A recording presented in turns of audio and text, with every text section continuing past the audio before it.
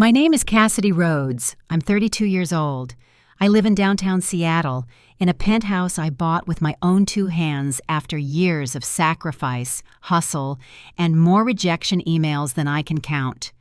I'm a real estate broker, one of the top producers in the city, and I've learned how to close million-dollar deals while being told I smile too much, talk too little, work too hard. But none of that prepared me for what happened 3 months ago at my sister's wedding. I was standing at the head table, sipping my wine, trying my best to be the supportive big sister and maid of honor, despite the weeks of emotional blackmail she had dragged me through, when Elena Rhodes, my younger sister, took the microphone and smiled sweetly at 300 guests, half of whom were lawyers, judges, CEOs, or part of Ryan's posh family from the East Side. And then she said it. Ryan and I are so excited to announce that after our honeymoon, we'll be moving into Cassidy's beautiful penthouse apartment. She's been generous enough to offer it to us while we look for our forever home. Applause, gasps, a few impressed nods from the tables near Ryan's parents. My mother beamed, like she was already ordering new curtains for our apartment. All eyes turned to me. I froze. She had not asked. She had not offered money. She had not even begged. She had simply assumed, or worse, declared it into existence like she always did. So I stood. I walked up to the microphone, and I said, with a calmness I didn't feel, "That's actually not true. I love Elena, and I wish her and Ryan every happiness, but they will not be living in my home." The silence was suffocating. Elena's face twisted. Her cheeks flushed red. She tried to laugh, as if I was joking, and then, before I could react, she slapped me, open palm, across the face, hard. The sound echoed through the ballroom like a gunshot. A judge in the crowd, one I didn't know personally, dropped his glass. I didn't cry. I didn't scream. I just stood there, stunned, one hand on my cheek, staring at the woman who had once braided my hair for first grade and was now trying to steal my life. And this is the part that no one saw coming. That slap, that public display, it didn't end there. It triggered a chain reaction, one that would unravel every lie Elena had ever spun, pull Ryan's carefully curated image apart, and finally, force my parents to see who their golden child really was. You want to know how it got this bad? Let me take you back. Because the truth is, that slap didn't happen out of nowhere. It was decades in the making. I was born first. 2 years before Elena. I came out early, 3 weeks premature, already eager to get to work on life. I was the kid who followed the rules, lined up her crayons, asked the teacher for extra homework. I liked things structured, clean, predictable. Elena was the opposite. She was chaos and glitter. She danced before she could walk. She sang louder than any kid at daycare, and somehow everyone just let her be. If Elena's happy, we're all happy, my mom used to say. I thought it was sweet, until I realized it meant, don't upset her, even if she's wrong. By the time we were teenagers, I was working weekends at the local diner to save for college. Elena was staying out late with boys who drove cars they couldn't afford, coming home with excuses and a grin that could melt iron. When I got a full ride to the University of Washington, my parents gave me a modest dinner at Olive Garden. When Elena flunked out of her second semester at community college, they booked her a healing retreat in Maui. I learned early that if I wanted anything, peace, success, a roof over my head, I had to earn it myself. So I did. I didn't just work hard. I outworked everyone. I spent my 20s climbing the real estate ladder, while Elena bounced from yoga teaching to tarot reading to social media coaching. She lived with our parents until she was 27, and even then the move was temporary. She couch surfed with friends while figuring out her purpose. I didn't mind being the responsible one. I just wanted boundaries. But boundaries? They were foreign in my family. So when I finally bought my penthouse, after 10 years of saving, hustling, and skipping every vacation, I knew I couldn't invite them to see it too soon, because the moment they stepped inside, they'd think they had a say, and that's exactly what happened. At my housewarming, Elena barely looked at the view. She ran her hand over the marble countertops and said, "Ugh, you don't even have a dog. This place is too much for one person." I laughed. She didn't.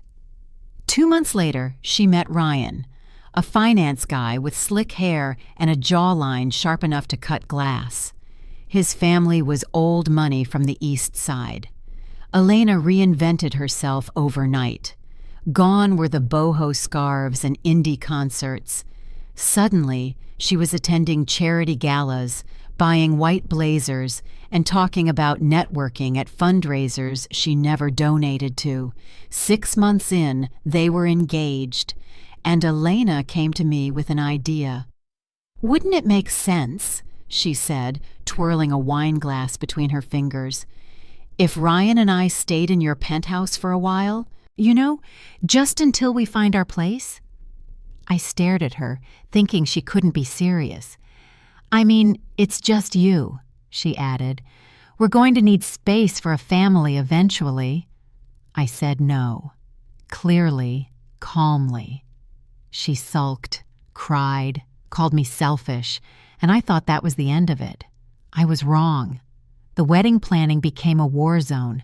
I was the maid of honor, but every dress, every flower, every bachelorette detail came with veiled jabs and impossible expectations. I spent thousands, missed showings, skipped a weekend retreat with top clients. And then came that night, the wedding, the lie, the slap. But that moment, that slap, wasn't the end. It was the spark. Because someone important had seen it. Someone who had the power to change everything. And in the days that followed, the truth about Elena, Ryan, and what they'd been planning behind my back began to unravel like thread pulled from a cheap suit. This story doesn't end in a ballroom, it ends in court. If you'd looked at our childhood photos, you'd think we were just two happy sisters, side by side in matching Easter dresses or blowing out candles at a joint birthday party. On paper, we had the makings of a healthy, middle-class family. Our parents, Marie and Donald Rhodes, were both public school teachers in Snohomish County. We had a modest but cozy home, a backyard with a creaky swing set, and a dog named Buttercup that barked at nothing but shadows. But if you stepped inside that house, really stepped in, you'd notice something felt off. There were different rules depending on who you were. I was expected to fold my laundry before dinner. Elena could toss hers in a corner and get away with a cheeky grin. If I forgot to vacuum, Mom would scold me about responsibility. If Elena forgot, "She's just tired from cheer practice." When I got an A, Dad would ask, "What happened here?" When Elena got a C+, they'd say, "At least she tried." I wish I could say I didn't care, that I brushed it off and focused on my own path. But the truth is, it ate at me. That quiet erosion of fairness, the double standards passed off as love. Even as a kid, I knew I was playing a different game. My points didn't count the same. My wins were downplayed. Her losses were softened. It wasn't that I didn't love Elena. I did. I still do, in a weird, distant way. She was magnetic. She could charm an entire room with her laugh, pull you into her orbit without you realizing how far you drifted. She could cry on cue, hug with both arms, and say, "I'm sorry," like it was perfume, something light she sprayed on but didn't actually mean. By high school, the distance between us was impossible to ignore. I was up at 6, studying for AP Calculus and working weekends at Cafe Row just to save for college. Elena, on the other hand, was sneaking into concerts with fake IDs and driving around in a second-hand Jeep our parents surprised her with for her 16th birthday. I'd asked for a laptop. I got a used Chromebook from Dad's IT buddy. "You're the responsible one," my mom used to say, like it was a compliment, like it explained why Elena always got more attention, more excuses, more grace. It wasn't just about what we got. It was about what we were allowed to become. When I got accepted into the University of Washington with a partial scholarship, my parents clapped and said, "That's great, honey." Then they started planning Elena's graduation party like it was the royal wedding, even though she barely scraped by with a 2.1 GPA. And when she bombed her first year at college and moved back home, they welcomed her with a cake. "She needs support," my mom said. I needed support too. I just never got to ask for it. By the time I was 20, I had already internalized one unshakable truth. If I didn't fight for what I wanted, no one would hand it to me. So I fought. Quietly, consistently. I finished college without ever asking for help. I took 2 part-time jobs, shared a grimy apartment with 3 roommates, and clipped coupons while my peers racked up bar tabs. I started working at Crestview Realty the Monday after graduation, wearing a Goodwill blazer and shoes with worn-out insoles. Meanwhile, Elena bounced between majors and moods: psychology, then communications, then fashion merchandising. Every semester came with a new calling and a tuition bill that somehow never stressed our parents the way mine had. It wasn't resentment that built inside me. Not at first. It was confusion, then resignation. Then one day, I stopped expecting things to be fair. I just detached. I stopped bringing Elena up in conversations, stopped looking for equal treatment. I carved out a world where my value was measured in closings, commissions, and square footage, not sibling approval or maternal applause. But of course, life has a cruel sense of humor, because no matter how far you run, no matter how many luxury condos you sell or how many dream kitchens you tour, family always finds a way back in, usually when they want something. And for Elena, that something was the home I had built. It started years before the slap. It started with small asks, a handbag, a credit card, a favor here and there. At the time, I didn't see the pattern forming, but in hindsight, it's crystal clear. She wasn't just borrowing things, she was rehearsing, testing how far she could go. And when I finally said no, when I drew the one boundary she couldn't erase, she did what she always did when confronted with limits. She exploded, and the whole world saw it. But before we get there, you need to understand the buildup, the escalation, the subtle steps from entitled requests to public theft. Because that slap wasn't just about embarrassment, it was about losing control. And in that moment, Elena realized something devastating. For the first time in our lives, I wasn't going to give her what she wanted. It began with a phone call that I almost didn't answer. I was knee-deep in contracts and inspection reports for a $3.4 million listing in Bellevue, the kind of deal that eats your week alive. I had one AirPod in, my eyes darting between spreadsheets and a lukewarm cup of coffee when the screen lit up. Elena, ugh. That's how I had her saved in my phone. I know, childish. But sometimes, when you've been steamrolled so many times by someone's drama, sarcasm becomes your last form of armor. I let it ring to voicemail. Then she called again. The third time, I sighed, pulled the AirPod out, and answered. "Cass?" Her voice was breathy, theatrical. "I have the most incredible news." "Let me guess," I thought. "You found a new major, or a lost cat, or someone else to sponge off." Instead, she squealed, "I'm engaged." I blinked. To who? The question left my lips before I could help it. She laughed like I'd said something silly. "You remember Theo, right? From yoga class. We reconnected. He proposed last night. Rose petals, rooftop, the whole 9 yards. Theo, right. Tall, tan. Somehow unemployed, yet always tanned. Well, "Congratulations," I said, reaching for my coffee out of habit. "That's fast, isn't it?" "It's been 3 months," she said, as if that explained everything. "Anyway, we need to talk about the wedding." Here it comes. She launched into a monologue about venues, guest lists, and the vibe, which apparently was somewhere between Tuscany Vineyard and Vogue editorial. I barely had time to breathe before she dropped the line I now realize had been rehearsed. "I was thinking, since your place has that stunning rooftop terrace, we could do the engagement party there. Maybe even the rehearsal dinner?" My stomach dropped.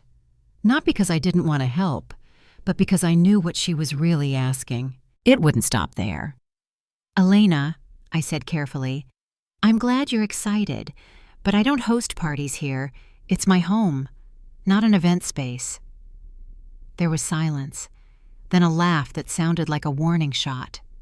"Come on, Cass. You're not even using half the space. You live alone." "And I earned it alone," I said, sharper than I meant to. She bristled. "God, you make everything sound like a transaction." "No," I said, "but everything isn't free." That phone call ended with forced pleasantries and a "we'll circle back" that I knew meant, "You haven't heard the end of this." She was right. Within 2 weeks, our parents were involved. My mom called first. "Elena's just overwhelmed," she said, in the voice she always used when cleaning up her favorite's messes. "She wants everything to be perfect, and she sees you as someone she can count on."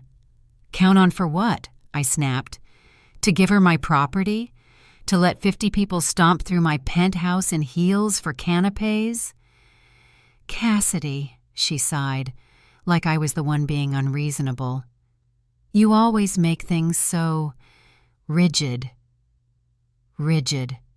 That word echoed through me. I'd heard it my whole life. When I didn't want to share my birthday cake, rigid.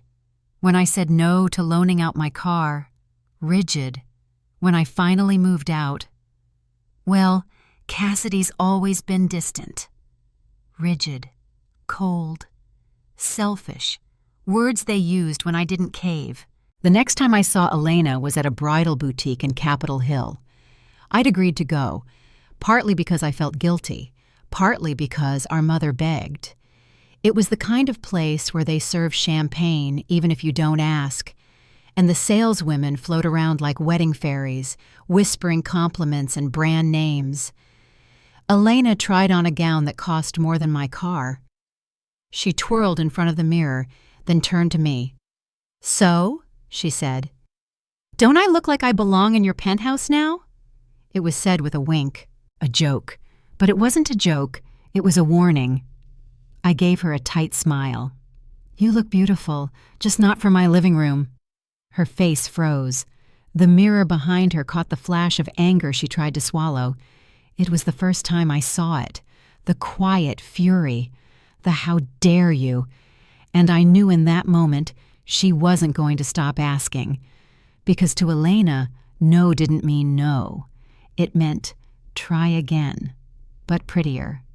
And she did. A week later, I got a glossy invitation in the mail for the engagement party, with my address printed in cursive on the bottom. Location, the Rhodes residence, Cassidy's rooftop. I stared at it in disbelief. She hadn't asked. She hadn't even told me. She had simply assumed she could announce it into existence. I called her, furious. "Elena, what the hell is this? You used my home as the venue?" "Oh, relax," she said. "It's just a small gathering, and I figured you'd come around." "You figured wrong." There was a pause.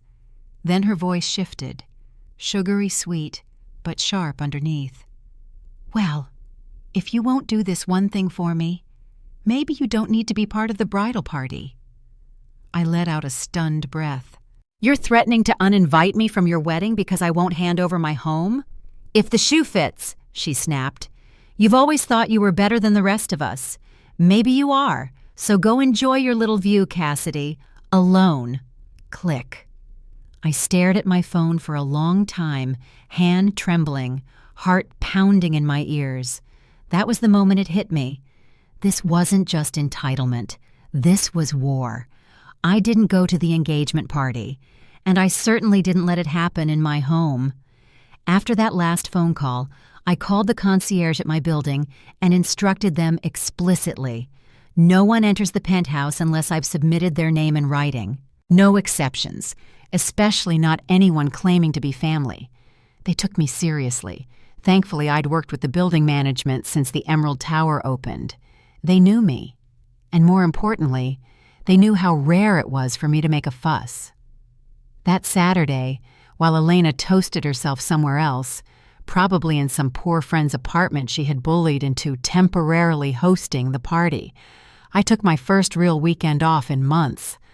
I booked myself into a spa on Bainbridge Island and turned my phone off. No rings, no guilt, no lies masquerading as bridal tradition. But the peace didn't last. When I got home Sunday night, there was a note slid under my door. Cream cardstock, the kind they use for fancy menus or place settings. It wasn't signed, but I recognized the handwriting immediately.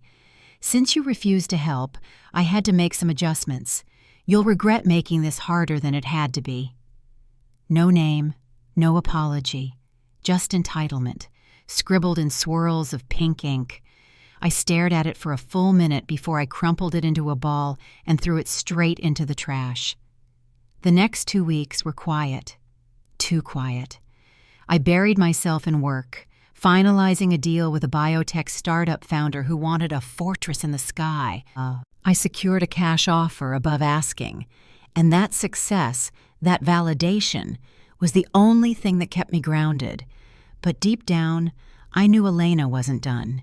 She was regrouping. The storm was still coming. It was Brielle who warned me. We met for coffee at our usual spot in Belltown, the one with real croissants and terrible Wi-Fi. She arrived flustered, waving her phone like a weapon. "You are not going to believe this," she said. "What?" "Elena posted on her wedding website," she hissed. "It's live now. Public. I only saw it because she tagged me in a photo from Vegas." "So?" "So scroll down," she said, shoving her phone across the table. I did. There, in pastel font over a filtered photo of my rooftop, it read, "After our honeymoon, Theo and I will begin our new chapter in the Rhodes residence, generously offered to us by my sister as we prepare to start our family." I blinked. "She published this?" Brielle nodded. "People are commenting, congratulating her. Your realtor clients follow you online, right? They're going to see this." I felt my face flush. "I never agreed to this. I never even talked to Theo about it." "She's manipulating the narrative," Brielle said. "Classic Elena, making you look bad before you've even said no." "This is no." I stood up and left my half-full latte on the table. That night, I did something I had never done before. I posted. Not a rant, not a fight. Just a picture of my rooftop, golden hour hitting the skyline behind me, with a simple caption, "Built this space brick by brick, and it's staying mine, not for lease." I didn't tag Elena. I didn't need to. Within hours, the comments rolled in. "You deserve to protect your peace. Boundaries are beautiful." I knew she was lying. The next morning, my mother called me before sunrise. "Cassidy, what on earth is that post? You embarrassed your sister in front of everyone." "She's been lying to everyone, Mom. Do you not see that?" "She's under stress. Planning a wedding is... Stress doesn't entitle you to take over someone else's life. She just wants to feel supported. She wants a condo. She wants family." That word again. Family. A shapeshifter of a word that, in my family, often meant give up everything for Elena. I was done. It all escalated, as these things often do, at the bridal shower. I showed up because I didn't want to give them ammunition, and because I foolishly hoped things might de-escalate in person. Big mistake. The party was held at our childhood home in Shoreline. My mom had decked it out in blush and ivory streamers, with cupcakes shaped like engagement rings and candles that spelled out bride. Everything screamed curated perfection, until Elena decided to take the mic. Literally. She stood in the middle of the room, the bridesmaids giggling behind her, and tapped her glass with a fork. "Before I open all these beautiful gifts, I just want to make a little announcement," she said sweetly. "Cass, come stand next to me." I froze. She waved at me again. "Come on, it's important." Reluctantly, I stepped forward, my heels clicking against the tile like a drum beat. Elena smiled wide. "So," she said, "as most of you know, after the wedding, Theo and I will be moving into Cassidy's stunning penthouse, our first home together. Can we get a round of applause for my incredibly generous big sister?" The room erupted. People clapped. Someone whistled. Cameras flashed. And I just stood there, dumbstruck, with Elena's hand resting on my arm like a shackle. I cleared my throat. "There seems to be a misunderstanding," I said loudly. The room went still. "I never offered my home to anyone. That includes my sister." Gasps. Someone dropped their mimosa. Elena's smile vanished like smoke. Her fingers clenched tighter on my arm. "We talked about this," she hissed. "No," I said. "You talked. I declined." My mother looked like she was about to faint. I stepped away, unclasping Elena's hand from my arm gently, and walked out, heels echoing like thunder. Outside in the driveway, I texted Brielle. It happened, publicly. She humiliated herself this time. Brielle responded instantly. "And everyone saw it. Good. Now she can't twist it." But I knew better. This wasn't the end. This was the part where Elena started spiraling. And next time, she wasn't going to settle for words. 3 days after the bridal shower disaster, I got the call. "Ms. Rhodes," the concierge said, "there's a couple here trying to access your unit. They claim they're family and have your permission." My blood ran cold. "What are their names?" "Elena Rhodes and Theodore Langston." I closed my eyes. I shouldn't have been surprised. And yet, hearing their names, knowing they were downstairs right now, trying to bluff their way into my home, it felt like a whole new level of betrayal. "Do not let them in," I said sharply, "and please log everything. Time, date, everything they said." "Yes, ma'am. They're getting agitated." "Then call security. If they don't leave, call the police." That last part was hard to say. But I said it. Because this wasn't just a family disagreement anymore. This was a home invasion attempt wrapped in delusion. By the time I got home, they were gone. But the damage was already spreading. My inbox was flooded with emails from extended family. Some were vague. "Hey, everything okay?" Others were downright scolding. "How could you do this to your sister?" "She's devastated." "You promised them the condo." One message even read, "You'll regret this when your parents are gone and you're all each other has." The emotional blackmail came wrapped in ribbons of sentimentality, but it was still blackmail. The worst part? It worked. For an hour. I cried. Curled up on my sofa, staring at the view I'd worked my entire adult life to afford, I felt like a villain in my own story. Was I being heartless? Had I crossed some invisible line? But then I remembered the concierge's voice. Firm, professional, but also unsettled. "They're getting agitated." And I remembered Elena's triumphant grin at the bridal shower, standing next to me like she already owned the place. This wasn't about love, or support, or family. It was about control. And I had just broken hers. Later that night, I received a DM on Instagram from someone I didn't know.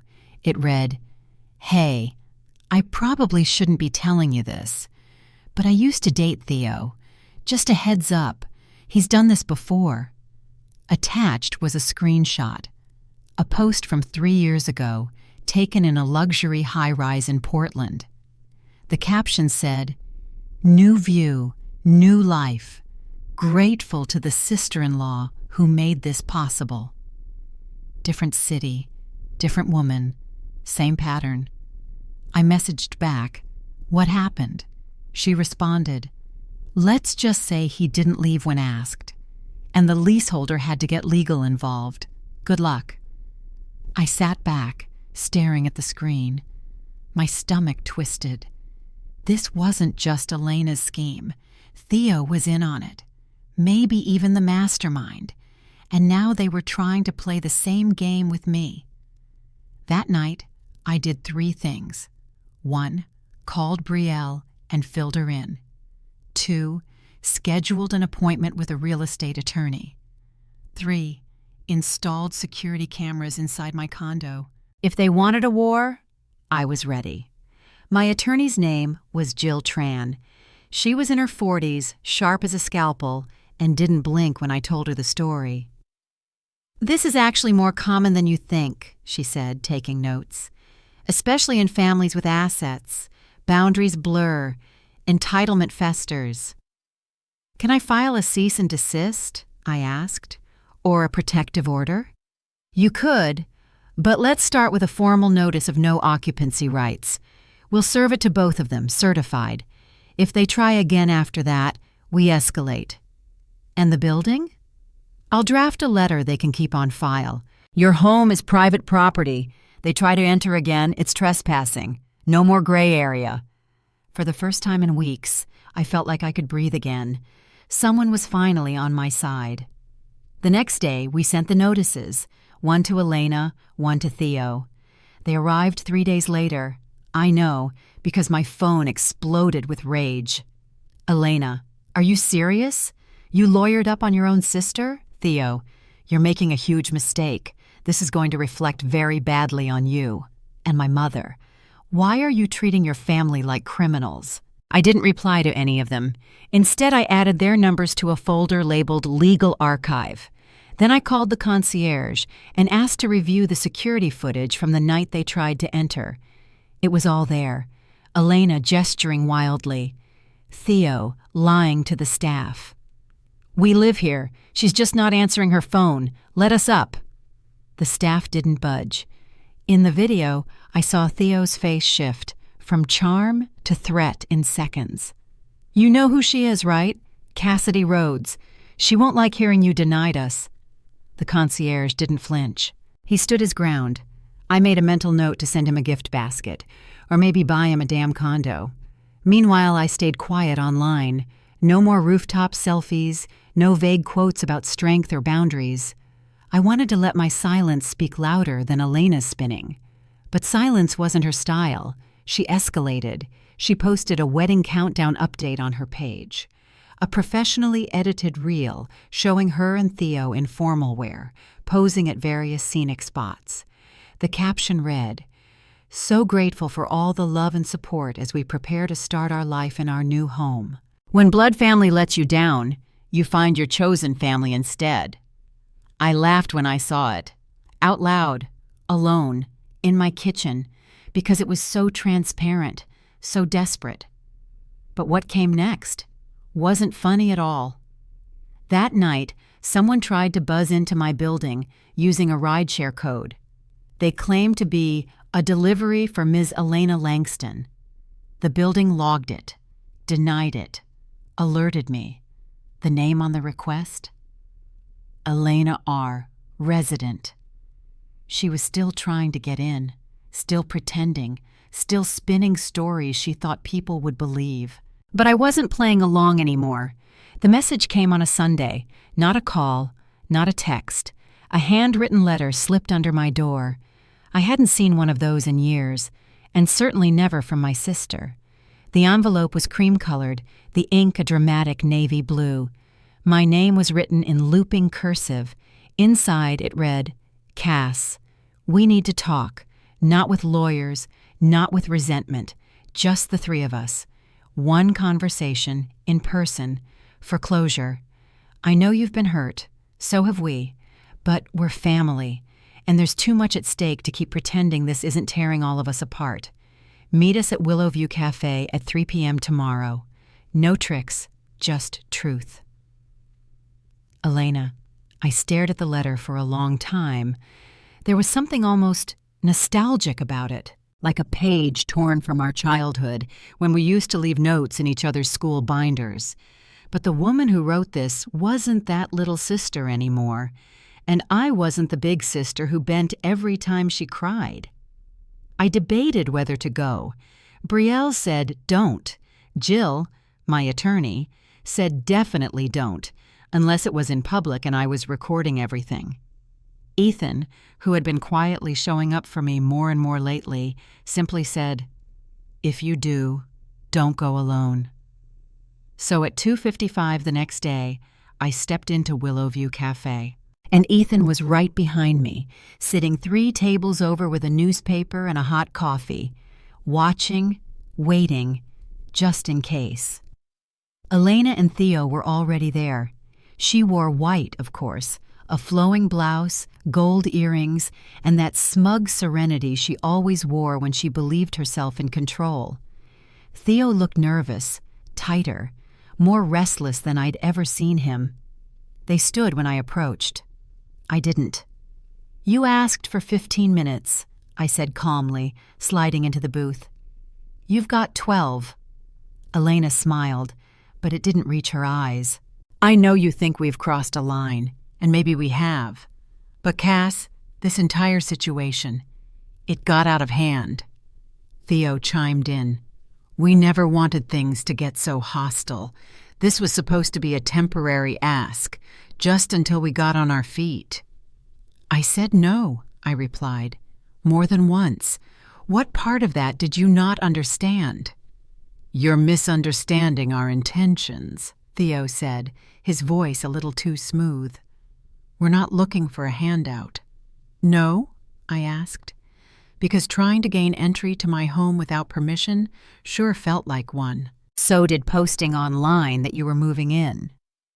We were just excited, Elena said quickly. You don't know what it's like to have nothing stable, to not know where you'll land after the wedding. We panicked. We acted out. But Cass... She leaned forward now, dropping her voice. We're still your family. You know that, right? I felt the familiar guilt tugging at me, the childhood memories, the scraped knees I bandaged, the times I gave her the last slice of birthday cake, even when she hadn't said thank you. But I also remembered her standing in that ballroom, lying to 300 people, slapping me in front of them when I corrected her. You need a home, I said, my voice steady.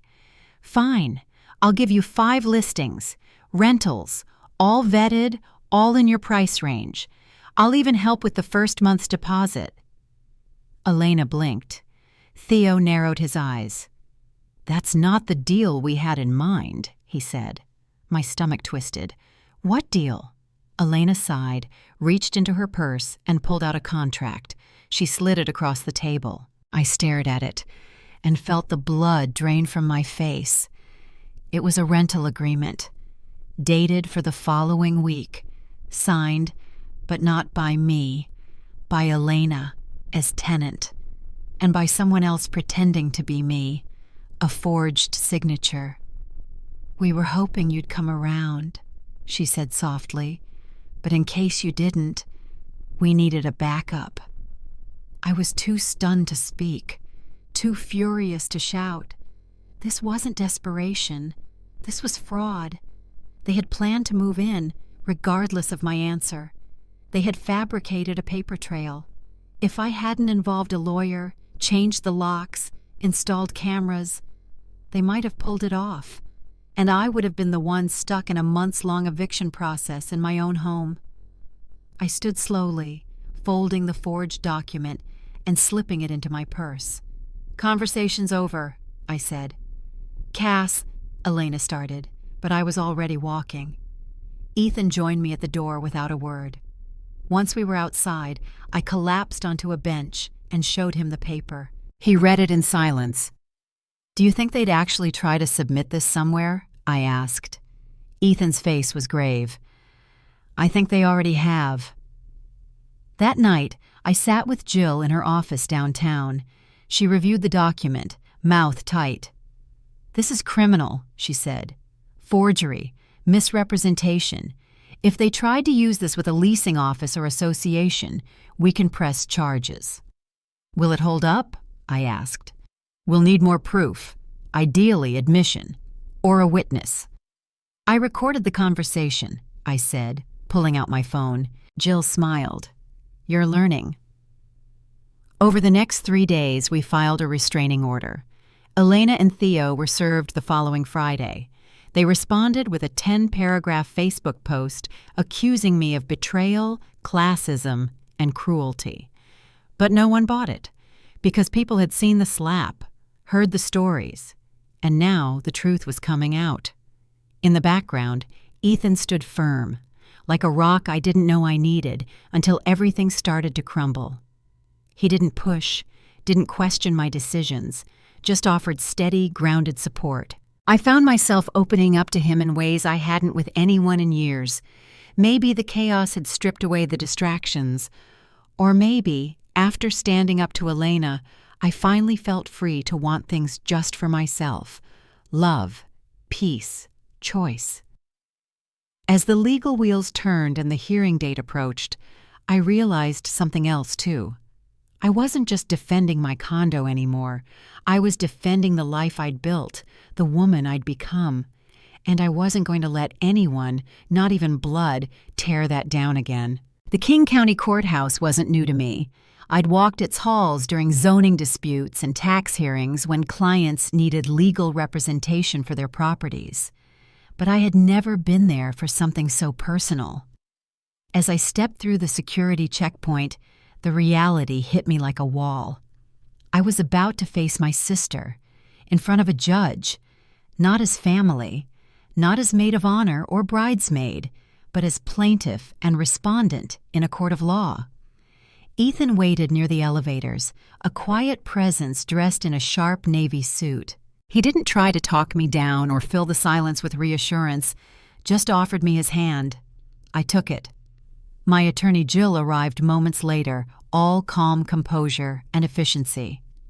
"Today we keep it clean, concise, and unemotional," she reminded me.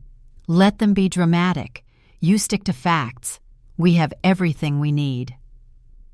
We entered courtroom 4A at 9:15 a.m.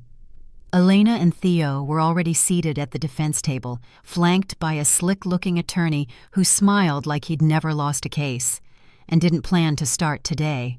Elena wore pale blue, a calculated choice meant to communicate innocence. Her makeup was softer than usual.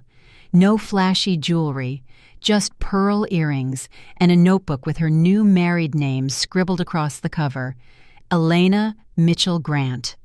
The irony made me sick. We waited in tense silence until the bailiff called the court to order. The judge entered.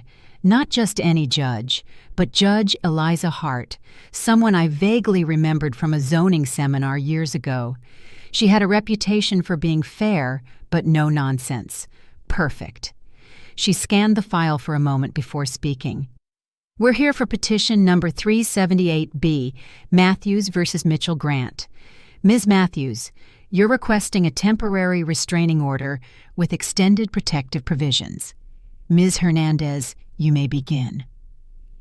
Jill stood with the kind of poise I'd only ever seen in seasoned litigators on TV. She spoke clearly, presenting a timeline of incidents: the unsolicited attempts to enter my condo, the forged lease agreement, the public altercation at the wedding, the threatening email from Theo, the pattern of entitlement and harassment spanning months. She introduced evidence with careful precision: security footage, text messages, screenshots, voice recordings, and witness declarations. Each piece stacked on the last, a house of cards built on facts they couldn't undo. When it was over, the courtroom was silent. The judge turned to Elena's attorney. "Your response, Mr. Lane?" He stood, all confidence and courtroom charm. "Your Honor, My clients acknowledged there was a misunderstanding between family members. Regrettable, but not malicious. There was never an intent to defraud or threaten.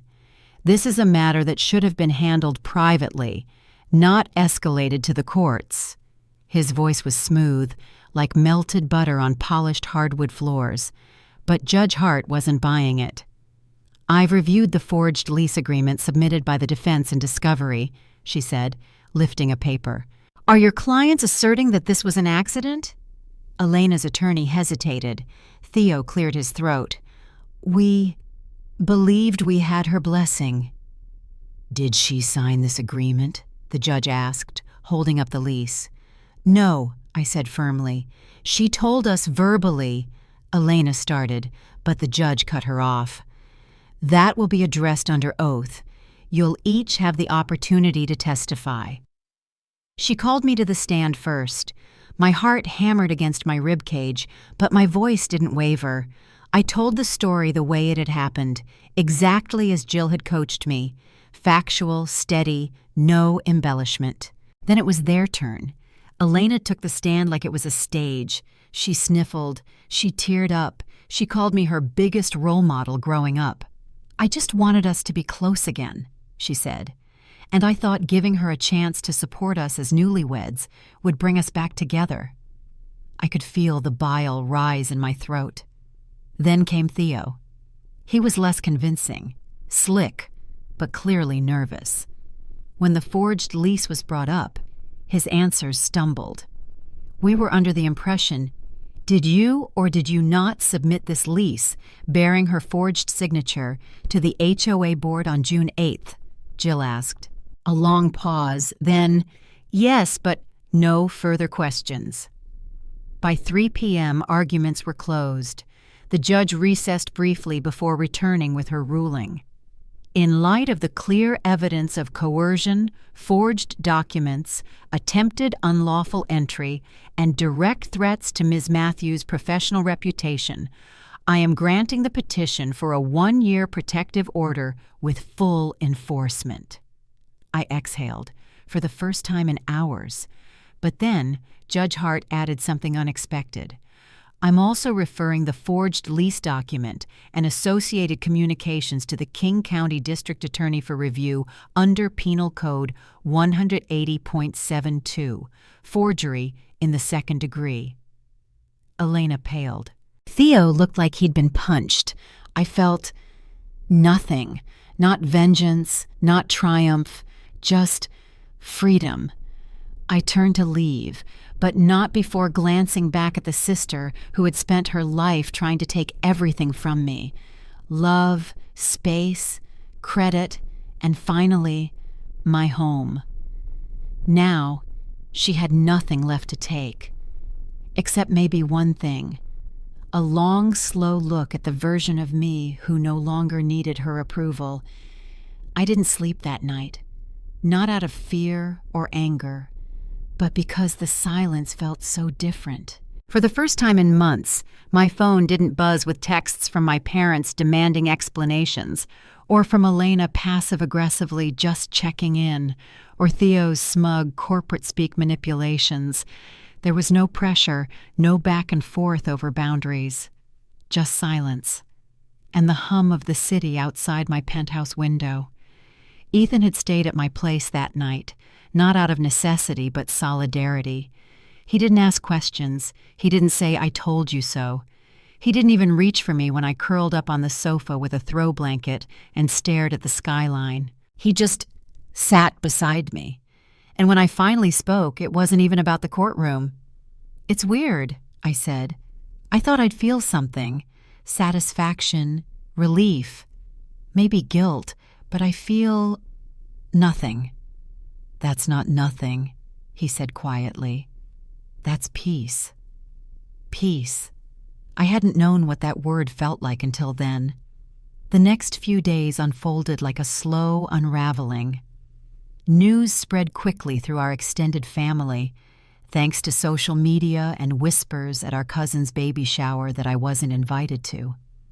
Apparently, Elena had tried to spin the story as a temporary misunderstanding that had been blown out of proportion by Cassidy's unresolved issues. But that narrative didn't stick for long, because people talk. And screenshots exist, and Judge Hart's ruling was public record. Then the phone call came. My mother. I almost didn't pick up. I let it ring 4 times before instinct, or guilt, kicked in, and I answered. "Cassidy," she said, voice shaky. "I just need to understand what happened." I took a deep breath. "You want the version Elena gave you? Or the version with security footage and court documents?" A pause. "Don't be cruel," she said, more hurt than angry. "I'm not. That's just how far apart our realities have become." She started talking, but I stopped her. "Before you say anything else, let me ask you this. At any point in the last 6 months, did you ask me if I was okay?" Silence. I assumed you were." "Exactly. I didn't yell. I didn't cry. I just let the silence between us stretch wide enough for her to fall into it." "I didn't know the lease was forged," she finally whispered. "Neither did I.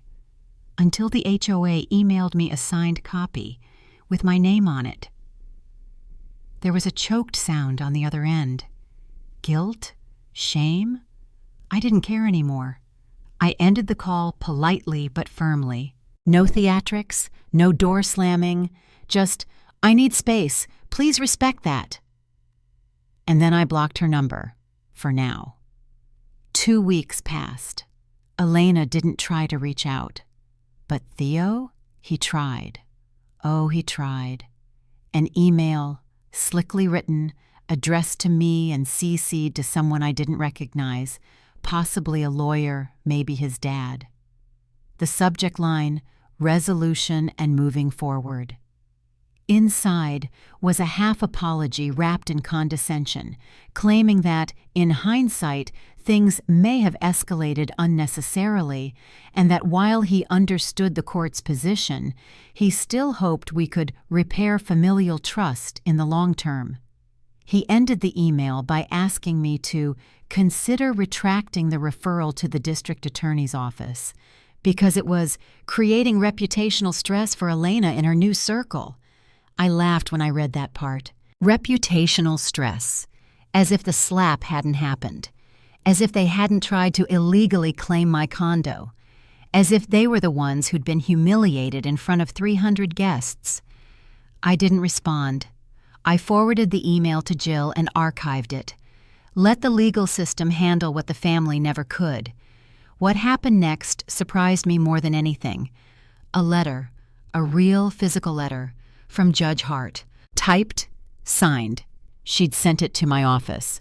"Dear Ms. Matthews, I rarely reach out to litigants beyond my rulings, but after presiding over your hearing, I felt compelled to say this. Your composure in the face of what I can only describe as chronic familial invalidation was exemplary. In court, we often deal with extremes, abuse, violence, chaos. But sometimes the subtler forms of betrayal cut deeper and last longer. Your choice to stand firm, even when that meant alienating your family, showed remarkable self-awareness and courage. Not everyone has that. Keep standing. Respectfully, Judge Eliza Hart." I sat with that letter for a long time, folded it, unfolded it, read it again. Then I put it in a frame and hung it behind my office door, not for the world to see, but for me, as a reminder that someone, somewhere, had seen me, truly seen me. A month later, the DA pressed formal charges for second-degree forgery. Theo was named directly. Elena was listed as a cooperating party, but not charged, for now. The court froze their joint accounts under a review motion. The headlines in the local legal news blogs were cold and clinical. Seattle groom accused of forging lease in penthouse dispute. Faces felony charges. What wasn't said, what I knew, was that this wasn't just a legal case. It was a reckoning, one that had been 20 years in the making. The article spread faster than I expected. Within hours, it was shared across Facebook by some distant cousin in Ohio who didn't know a thing about the real story, tagging it with, "Praying for the Matthews family during this difficult time." Difficult time? It wasn't difficult until Theo forged my signature and tried to steal the home I worked my entire adult life to afford. But that's how these things go, right? The people who cause the destruction always look the most shocked when the house collapses. And collapse it did. The fallout was immediate. Ryan, one of Theo's longtime colleagues, leaked an internal memo from their financial firm. Turns out, the company had been keeping a close eye on Theo's investment tactics for months. The forgery case? That was just the final straw. 3 days after the article broke, Theo was let go. The official statement said, "We no longer find Mr. Brighton's conduct to be in alignment with the firm's ethical standards." Privately, I heard he'd been escorted out of the building. No final goodbyes. Just an HR rep and a cardboard box. Karma doesn't always come with flashing lights and fire. Sometimes it arrives quietly, like an email in your inbox saying, "Access revoked." As for Elena, her reputational stress became a landslide. Her new job, at a nonprofit she'd joined to boost her image as a woman of social conscience, cut ties less than a week after the hearing. Apparently, they weren't thrilled to learn she'd physically assaulted her sister in front of 300 people and tried to move into her property using a forged lease. Minor details. The cherry on top? The gala photo. Yep. One of the wedding guests had snapped a photo of Elena mid-slap. Hand still raised, expression twisted, my shocked face turned away. They hadn't posted it until now, maybe out of respect. But once the court records became public, the image resurfaced, tagged simply. Entitlement is never a good look. It went viral. Thousands of comments, hundreds of shares, and more messages in my DMs than I could keep up with. People sharing their own stories, of siblings who crossed lines, parents who picked favorites, families that fell apart over inheritance, money, or control. I wasn't alone. That mattered. My parents stayed silent for a while. Too long, honestly. They didn't reach out after the article. Not after the job losses.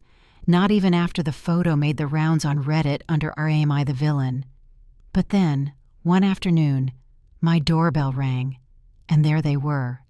My mother, clutching her handbag like a shield. My father, stiff in a jacket that didn't quite fit the way it used to. They looked older, not in the physical sense, but in the defeated way that people do when the story they've told themselves for years finally cracks open and falls apart. "Can we come in?" Her voice was small. I hesitated for a long beat before stepping aside. We sat in silence in my living room, the one they hadn't seen since Elena tried to claim it as her own.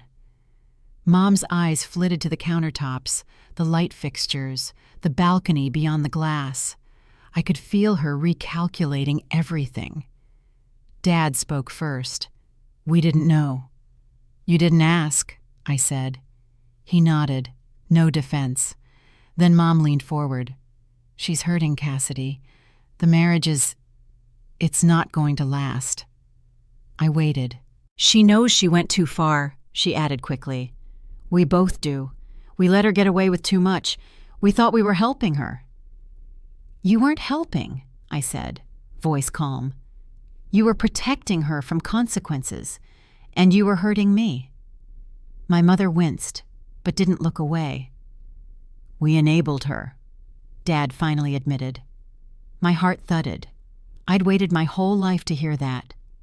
"You always seemed strong," he added, "capable. You didn't need the same kind of help." "But I needed the same kind of love," I said. The silence that followed wasn't awkward. It was honest. and for the first time, I didn't feel like the black sheep. I felt like the mirror they'd been avoiding, and now they had no choice but to look. They stayed for coffee. We didn't hug, we didn't cry, but when they left, Mom touched my arm and said, "We'll do better if you'll let us." I didn't say yes, but I didn't say no either. Later that night, Ethan found me on the rooftop terrace, looking out at the city lights. "You okay?" he asked, offering me tea. "Better than okay," I said. "I think they finally saw me." "Not just as the successful daughter?" "Not even as the victim," I smiled.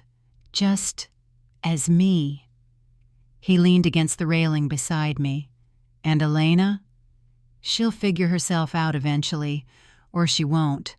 But I'm done being collateral damage in her drama." We stood in silence, sipping tea, the breeze rustling through the garden planter beside us. Then I added, "I don't know if I'll ever have the kind of family I used to wish for." He nodded. "But I'm learning to build one." 2 months after the courtroom fallout, my life had settled into a quiet rhythm I hadn't realized I craved. My morning started with fresh coffee and silence, not snide texts from Elena demanding I cover her florist bill. I focused on my clients again, real estate deals that actually respected my time. Evenings were peaceful, usually spent cooking with Ethan or binging old crime documentaries with my phone set to Do Not Disturb. The chaos had lifted. For the first time in years, I could breathe. So, when I received the ivory envelope in the mail with no return address, my stomach turned. It was heavy. Expensive paper. No handwriting. Just my name. I opened it cautiously, hands steady, eyes darting across the gold-embossed lettering. "You are cordially invited to a private celebration honoring Elena and Theo Brighton." My mouth dropped open. Are they kidding me? I blinked. Once, twice, read it again. Apparently, Elena and Theo, who hadn't spoken to me since the court order, were throwing themselves a new beginnings party, the kind that reeked of overcompensation, the kind of event that screamed, "We're still here, we're still powerful, and you can't erase us." Ethan read the invitation over my shoulder and whistled. "Bold. They're inviting you to their reputation rehab." Like I'd actually show up. He raised an eyebrow. "Would you?" "No," I said quickly. Why now? Why me?" But we both knew why. Their reputation was in ruins. Ryan's charges had made headlines. Theo's shady investments had made LinkedIn gossip boards. Elena had become that woman in social circles, the bride who slapped her sister, tried to steal her penthouse, and lost her composure in front of 300 guests. And me? I had walked out, dignified, untouched by scandal, and now, apparently, I was part of the rebrand. I ignored the invitation, tossed it into the drawer with old receipts and unused takeout coupons, but the universe wasn't done with me yet, because 3 days later, I got a call from Judge Wilson. He'd stayed in touch since the court hearing, occasionally checking in with a thoughtful email or recommendation for a good local therapist. He never pried, never overstepped, but this time his voice was brisk. "I got a call from an associate who's attending the Brightons event," he said. "They asked if I'd be there." I frowned. "Why would they think that?" "Because your name's being used on the guest list," he replied, "as a sign the family is healing." I felt my blood run cold. They're name-dropping me as proof we're... what? Reconciled? "Exactly," he said. "I thought you should know." "Thank you." He paused, voice gentler now. "Cassidy, sometimes people don't want actual forgiveness, just the appearance of it." That night, I stared out at the Seattle skyline from my balcony, the city lights twinkling like embers. They wanted to use me. Again. This wasn't just an invitation. It was a script, a carefully written narrative where I'd play the role of the supportive sister, smiling in photos beside Elena, sipping champagne like none of it had happened. But I'd already torn that script apart, in court, in front of 300 people, and in the quiet of my own rebuilt piece. So I did the only thing I could. I RSVP'd. When the day of the event arrived, I dressed deliberately, not in anything flashy, not to impress, but in a soft gray pantsuit that fit like armor, hair tied back, simple heels, a notebook in my purse, because this time I wasn't walking into a family celebration.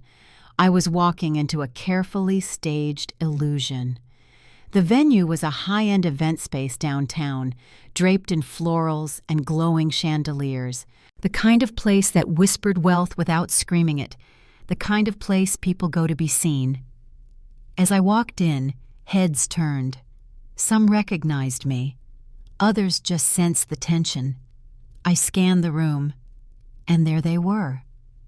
Elena, in a champagne-colored gown, too glamorous for the occasion. Theo, still clinging to his forced smile like a mask. They spotted me almost instantly. "Cassidy," Elena gushed, arms open like we were long-lost friends. "You made it!" I offered a small, polite nod. I did. Theo stepped in, voice a practiced drawl. "Means a lot to have you here, Cass. Truly." I watched his eyes, looking for sincerity. Found none. "I'm sure it does." Elena didn't miss a beat. "We're telling people it's a fresh start, for all of us." "Are you?" I asked, tone light but sharp. Before she could answer, a photographer approached. "Ladies, a quick photo?" Elena reached for my arm instinctively. I stepped back. "Actually, I'd prefer not to be in any pictures." The air shifted.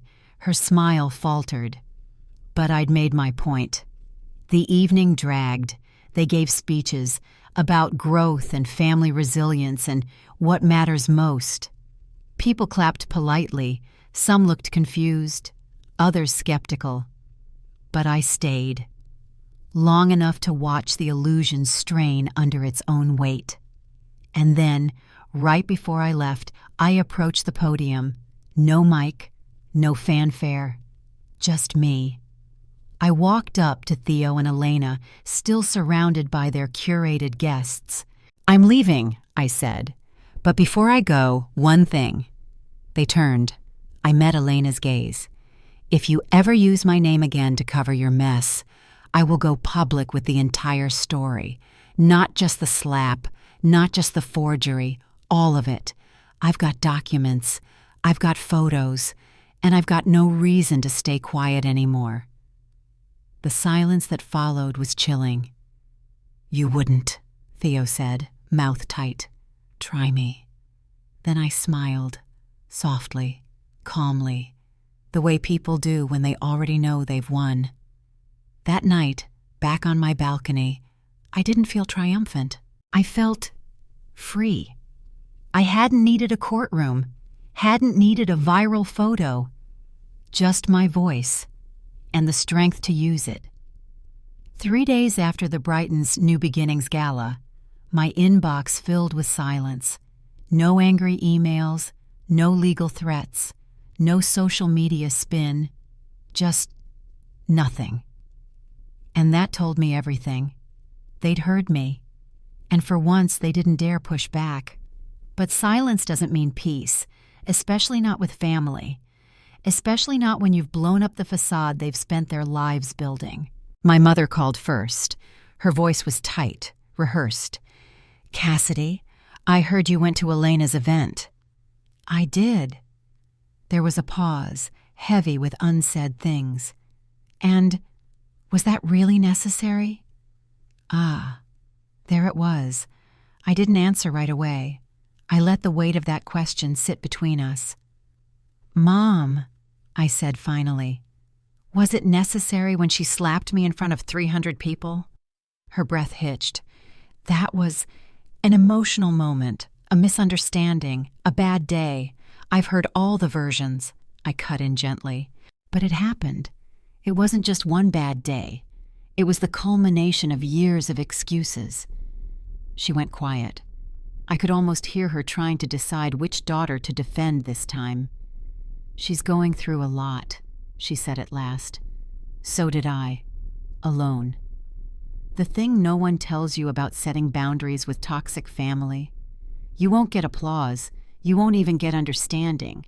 You'll get distance, cold shoulders, and the ache of being the one who ruined the peace. But peace built on silence isn't peace. It's suppression. I had learned that the hard way, and now I was learning how to live in the aftermath of honesty. Ethan noticed it first.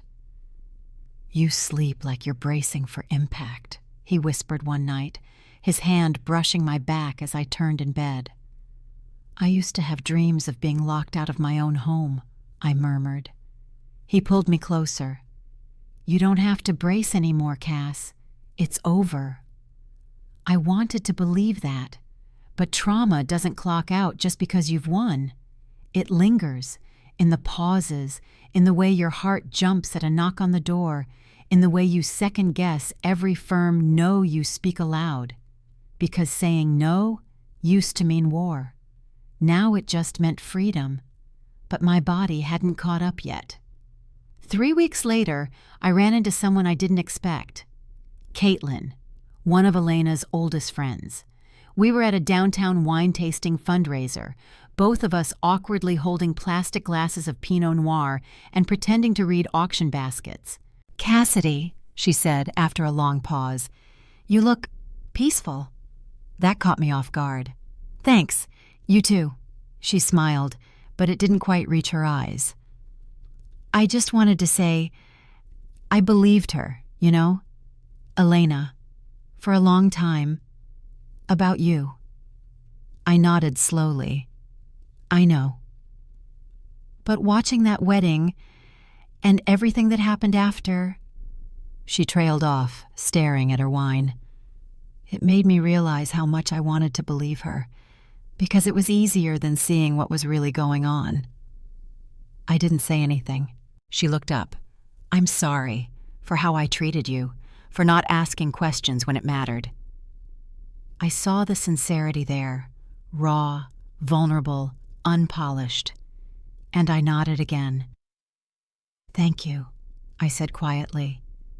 "That means more than you know." Not every wound would be addressed. Not every apology would come, but some would. And that was enough. I started therapy 2 months after the gala, not because I was falling apart, but because I didn't want to again. The first session, my therapist asked me, "What do you want to get out of this?" I didn't have to think. "Peace," I said, "and permission to stop managing everyone else's emotions." She smiled gently. That second part might take time. And it did. But each session felt like a quiet reclamation of my voice, of my time, of the little girl inside me who had always been told you're too much, you're too cold, you're too selfish, just for having boundaries. Then came the letter. It arrived in an envelope addressed in Elena's handwriting. I stared at it for an hour before opening it. Inside, the note was brief, typed, precise. "Cassidy, I've started therapy. You probably don't care, and I don't blame you. But I'm beginning to realize how much I tried to control the narrative about you, about me, about our family. I don't expect forgiveness, but I needed to acknowledge that what I did, what I demanded of you, was wrong. I was jealous, I was entitled, and I was cruel. Thank you for not letting me take everything. Elena." I read it 3 times, then folded it, placed it in the drawer with my court transcripts, and cried. Not because I forgave her, but because I finally didn't need to. Her apology wasn't a bridge. It was a gravestone for the version of us that used to be. 6 months passed, and for the first time in a decade, my life didn't revolve around dodging emotional landmines. No sudden calls demanding favors, No texts guilt-tripping me into sacrificing my weekend, my savings, or my sanity. Just silence. Sweet, golden silence. Ethan and I had settled into a rhythm that felt like breathing. We repainted the guest room, turned it into a reading space, something I'd never had when I lived under my parents' roof. "I love this color," he said one Saturday, dabbing a shade of calming blue onto the wall. "It's called Serenity." "Appropriate," he smirked. I leaned back on my heels, paintbrush dripping. "Do you think it's weird that I still look over my shoulder sometimes? Like I expect the chaos to knock?" He didn't answer right away. "I think it means you survived something real, and your nervous system hasn't realized it's safe yet." My mother sent flowers on my birthday, white lilies, a note attached in her careful cursive, "Happy birthday, Cassidy. I hope this year brings you peace. Love, Mom. No guilt. No passive-aggressive, 'Your sister misses you.' No mention of the slap. Just peace." Maybe therapy was helping her too. I didn't respond, not because I was angry, but because I was committed to the distance, and distance was the only thing keeping the healing alive. The news broke one rainy Thursday morning, buried at the bottom of a local finance article. Former investment advisor Ryan Langford, sentenced to 18 months for client fraud, ordered to repay $1.2 million. His name was followed by a blurry photo, him in court, hands clasped, looking down. Elena wasn't mentioned once, but I knew she was watching it all unravel in real time. It didn't bring me joy, but it did bring clarity. I wasn't crazy. I hadn't imagined the red flags. I hadn't overreacted. Ryan had been sinking, and Elena tried to use me as the life raft. I just refused to drown. That weekend, I hosted a dinner party. It wasn't extravagant. Just 6 people around a candlelit table, laughter, wine, and music humming in the background. Brianna came up from Portland. Ethan grilled salmon, and I stood at the head of the table holding a toast. "This," I said, raising my glass, "is what safety feels like." The room quieted, and then Brianna clinked her glass to mine. "To unlearning bad patterns and choosing better ones." We drank, and I felt it, not just peace, but power. Not the kind that controls or crushes, the kind that liberates. Then, one morning, I walked into a bookstore and saw it, a glossy cover. Elena's face, airbrushed, polished, posed. The title? Boundaries and Bridesmaids, a memoir of imperfection and grace. My mouth fell open. Was this some kind of joke? I flipped through the pages, pulse racing. Chapter 3, The Sister Who Said No. She'd written about me, thinly veiled. Names changed, but not enough. Details exaggerated, events reshaped. In her version, I was the cold, ambitious older sister, the one who always made her feel second best. She wrote of betrayal, abandonment, and a slap born of heartbreak. And just like that, the ache returned. Because the old Elena, the performer, the manipulator, was still in there, whispering to the world how tragic her pain was. I bought a copy, not to read again, but to hold as a reminder of who she chose to be. When I got home, I put the book on a shelf in my closet, right next to the folder labeled Restraining Order and Court Docs, a museum of past chaos. And then I poured a glass of wine and returned to the living room where Ethan was waiting. He looked at me. "Elena's book?" I nodded. "Want to rage read it aloud?" I smiled. "Nope." And I meant it. Because her story might have made shelves, but it wouldn't take space in my mind, not anymore. The fall air in Seattle always carried a kind of quiet melancholy, misty skies, golden leaves clinging to slick sidewalks, the scent of wet pine and chimney smoke. It was October when my father called. Not texted, not emailed, called. I stared at the screen for a long time. Dad, Mobile. The last time I'd seen him was in the courtroom hallway after the restraining order had been granted. He'd said nothing more than, "We need to think about everything." I answered on the fourth ring. Cassidy. His voice was softer than I remembered. Older, somehow. "Hi." Silence. Then, "Would you meet me for lunch? Just you and me?" My first instinct was to say no, to protect the fragile peace I'd fought so hard for. But I surprised myself. "Yes," I said quietly. 1 hour, Cornerstone Cafe. He arrived before me, a beige trench coat, hands folded, eyes scanning the window like he wasn't sure I'd show. When I walked in, he stood, an old habit from his lawyer days, I think, and offered a hesitant smile. "Thanks for coming," he said. We ordered coffee, sandwiches we barely touched. Then came the silence, that long, uncomfortable stretch where unsaid things sit between two people like ghosts. "I read the transcript," he finally said, staring down at his hands. "From the hearing." I didn't respond. "I didn't recognize my daughter in that courtroom," he continued. "Not because you were cold, because you were strong, clear." "Dad," he held up a hand, "I owe you an apology, and I want to say it now, without excuses." That made my throat tighten. I believed Elena because it was easier. She always needed more, demanded more, and your mother and we built our entire household around not upsetting her.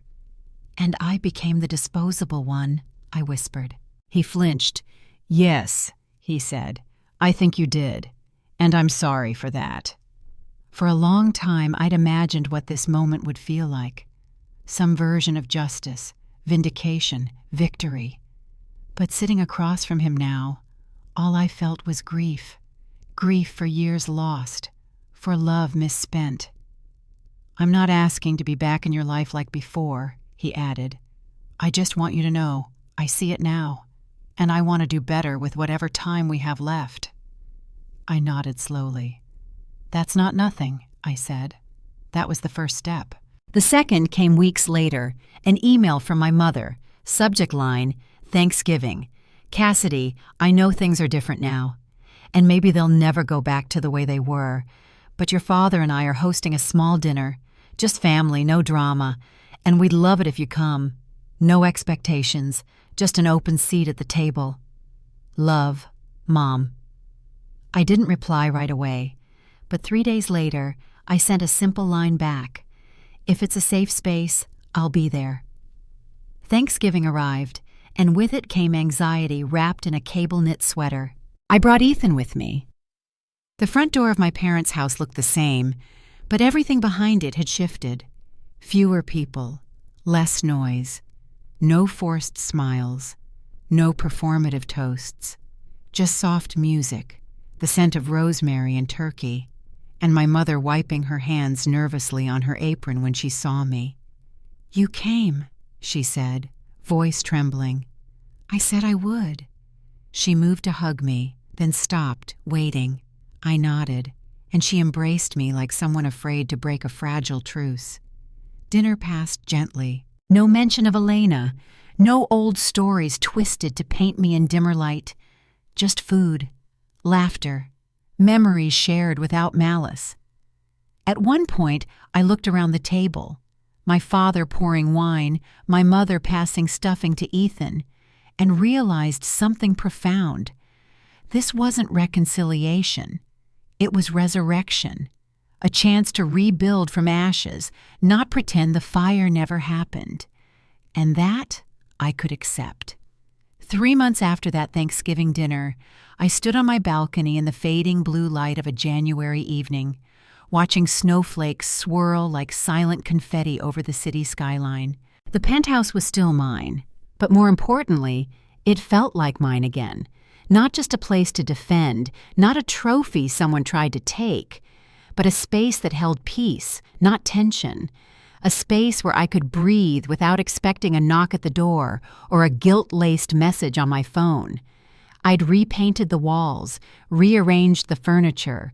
Ethan had helped hang shelves and frame photos we took together, us laughing at the Fremont Sunday Market, a sunset picnic at Discovery Park, a candid one of me reading on the couch while he cooked behind me.